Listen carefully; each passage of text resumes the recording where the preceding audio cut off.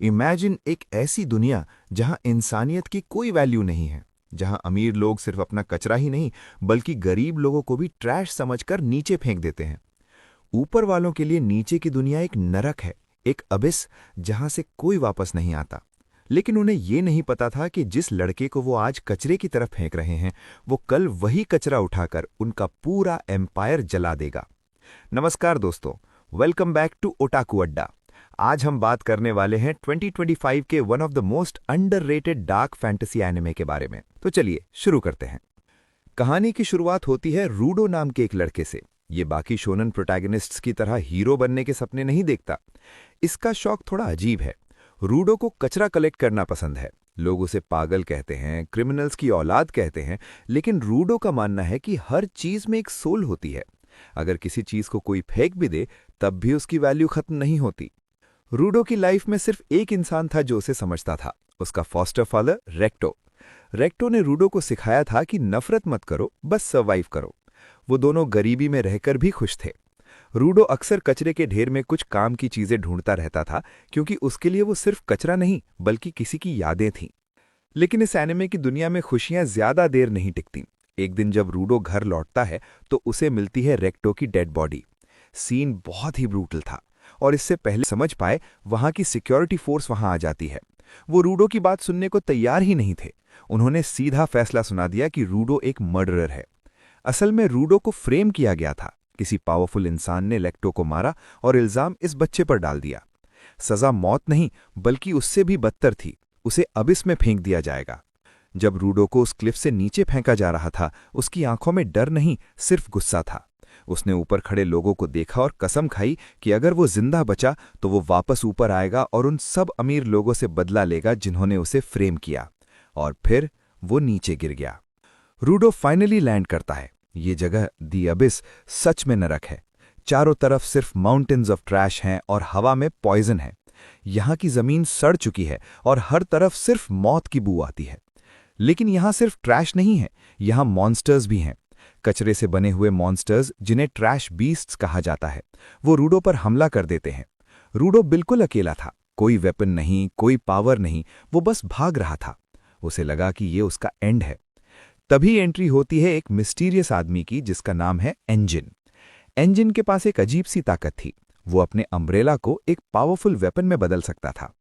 Engine बड़ी आसानी से उन मॉन्स्टर्स को डिस्ट्रॉय कर देता है और रूडो को बचाता है। एंजिन रूडो को एक्सप्लेन करता है कि ये दुनिया कैसे काम करती है। यहाँ एक पावर सिस्टम है जिसे जिनकी कहते हैं। अगर किसी ऑब्जेक्ट को कोई इंसान दिल से प्यार करे और सालों तक संभाल के रखे तो वही ऑब्जेक्ट एक डेवस्टेटिंग वेपन बन सकता है। रूडो को याद आता है कि वो भी तो बचपन से कचरा कलेक्ट कर रहा था। वो ग्लव्स जो रेक्टो ने उसे दिए थे वो सिर्फ कपड़े नहीं थे, वो उसका इमोशन थे। उस वक्त रूडो अपने गुस्से और इमोशंस को चैनल करता है और फाइनली अपनी पावर अवेकन करता है।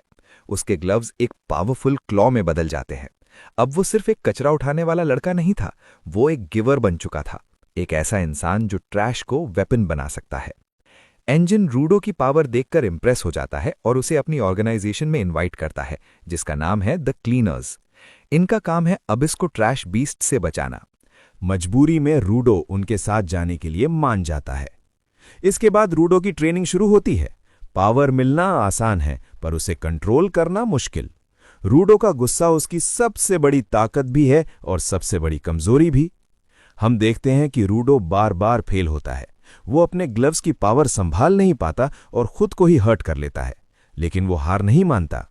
उसे बस वो चेहरा याद आता है जिसने उसके फादर को मारा था। यहां हमें बाकी कैरेक्टर्स का भी इंट्रोडक्शन मिलता है। हर क्लीनर के पास एक यूनिक वेपन है। किसी के पास सिजर्स हैं, किसी के पास स्टिक है। हर वेपन की अपनी एक बैक स्टोरी है। ये डिटेल्स इस एनिमे को बहुत स्पेशल बनाती हैं, क्योंकि हर वेपन का कनेक्शन उसके ओनर के दिल से जुड़ा है। ट्रेनिंग खत्म होने के बाद रूडो को उसका पहला बड़ा मिशन मिलता है। एक मैसिव ट्रैश बीस्ट एक एरिया में तबाही मचा रहा था। ये मिशन रूडो के लिए सिर्फ एक फाइट नहीं थी, ये एक टेस्ट था। क्या वो अपनी टीम के साथ काम कर सकता है या उसका गुस्सा सबको मरवा देगा? जब फाइट शुरू होती है तो रूडो पहले अकेले अटैक करने की कोशिश करता है और मुश्किल में पड़ जाता है। बीस्ट उस पर हावी होने लगता है। तब उसे समझ आता है कि एबिस में अकेले सर्वाइव करना नामुमकिन है। रूडो फाइनली ऑर्डिनेट करता है। एक्शन सीन्स यहां जबरदस्त हैं। रूडो हवा में जंप करता है और अपने ग्लव्स की फुल पावर यूज करता है। वो उस बीस्ट को पकड़कर जमीन पर पटक देता है और उसे डिस्ट्रॉय कर देता है। जीतने के बाद रूडो को लगा कि सब ठीक है, लेकिन तभी उसे कुछ ऐसा दिखता है जो कहानी को पूरी तरह बदल देगा। उन्हें रियलाइज होता है कि ये बीस्ट्स अपने आप पैदा नहीं होते, कोई है जो इन्हें कंट्रोल कर रहा है, कोई है जो चाहता है कि अबिस हमेशा कचरे में डूबा रहे और लोग मरते रहें। रूडो अब समझ चुका है कि ये लड़ाई सिर्फ उसकी नहीं है, ये लड़ाई पूरे सिस्टम के खिलाफ है। उसने क्लीनर्स को ज्वाइन कर लिया है, लेकिन उसका मकसद अभी भी वही है, ऊपर जाना और उन लोगों को मारना जिन्होंने रेक्टो को मारा। क्या रूडो अपनी पावर को कंट्रोल कर पाएगा? ये सब हम जानेंगे इस कहानी के अगले पार्ट में। अगर आपको ये वीडियो पसंद आई और आप चाहते हैं मैं इसका नेक्स्ट पार्ट जल्दी अपलोड करूं, तो कमेंट सेक्शन में लिखिए ट्रैश किंग। वीडियो को लाइक कीजिए, चैनल को सब्सक्राइब कीजिए। मिलते हैं अगले वीडियो में, तब तक के लिए सायोनारा।